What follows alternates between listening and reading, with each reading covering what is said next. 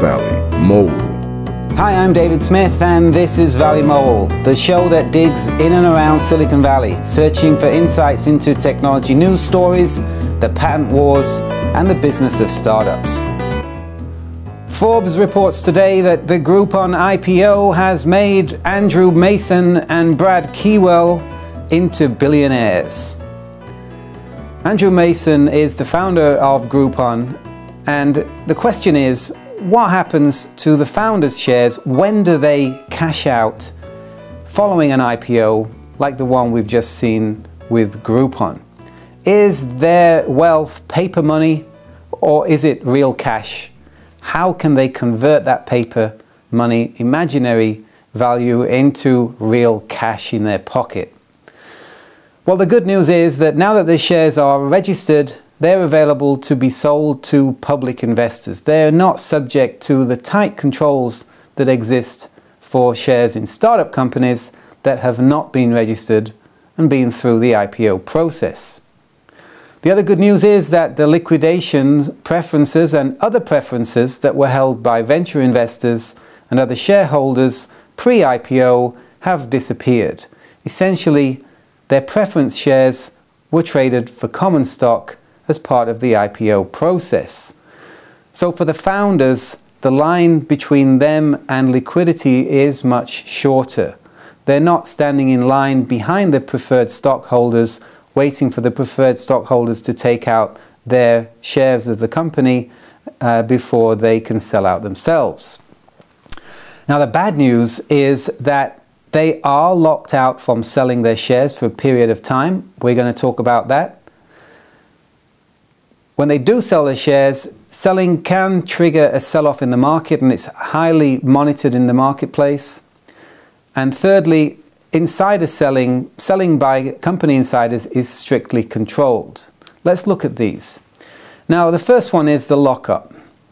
Founders and insiders are usually restricted from selling their shares as part of the IPO arrangements for at least 6 months following the IPO. The bankers don't want to have the founders suddenly dump their own shares on the marketplace. Now, Groupon's IPO may be slightly different. This is the general case of how IPOs take place with high-tech companies. Now, so the founders of the companies generally, following the IPO, have to sit there waiting for 6 months or so for the lockup to expire before they can start to cash out and sell any of their own shares. And this can be something of a nail-biting experience depending on how the company's shares fare in the marketplace. There is a collar, there's insurance available, so the founders of companies often buy insurance to cover them from a downside should the share price drop below a certain figure. And this is something that presumably the Groupon founders would like to consider, as Groupon shares value is deemed highly speculative at this point. Now, when they do get to sell their shares, it's big news in the marketplace because the sales of shares by insiders is disclosed and it's carefully watched by investors. In fact, newspapers like the San Jose Mercury News report on which founders and CEOs and insiders of large Silicon Valley companies have sold their shares, when and for how much. There are restrictions on insiders selling shares, securities regulation restrictions that are implemented by the SEC and the courts. And insiders include officers, directors of the company, and beneficial owners, individuals that own more than 10% of the company's shares or any particular class of stock. The restrictions for insiders are designed by the SEC to protect public investors, those people outside the company that might be buying shares, selling shares in the company, that are basing it on public information about the company. The SEC wants the company to disclose anything that's material to those investors, anything that would alter their opinion on buying or selling shares. And the insiders are not allowed to trade shares based on insider information that's not available to the general investing public.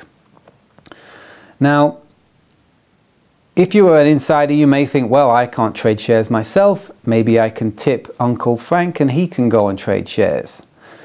You can't do that. Tipping is also is restricted and is unlawful under the SEC and the fraud regulations and laws in the United States. Now, what you can do is sell according to a plan.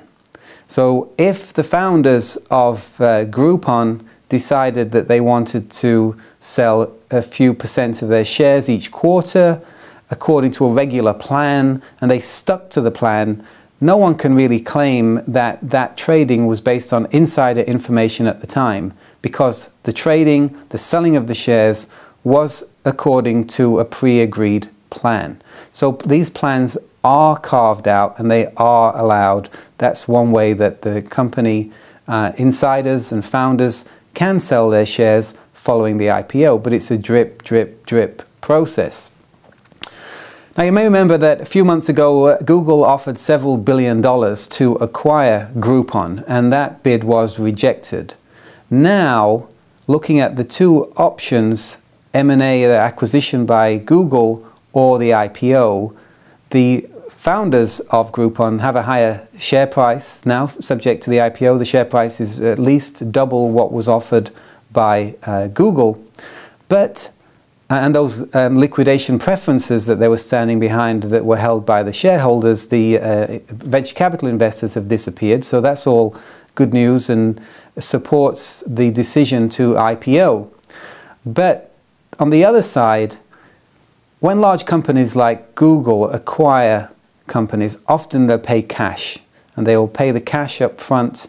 So there may be some escrow holding back, but generally the bulk of the funds are paid up front. If it were a cash acquisition, the Groupon founders could be sitting today with a big pile of cash. They wouldn't have these restrictions on insider trading. They would not have the lockup to wait for, and they would be in they wouldn't have scrutiny over when and how they sell their shares. They would have the cash out quicker, and they'd have a pile of cash. Maybe it's not as much over time, but there are benefits to deciding to sell the company in a merger acquisition rather than IPO.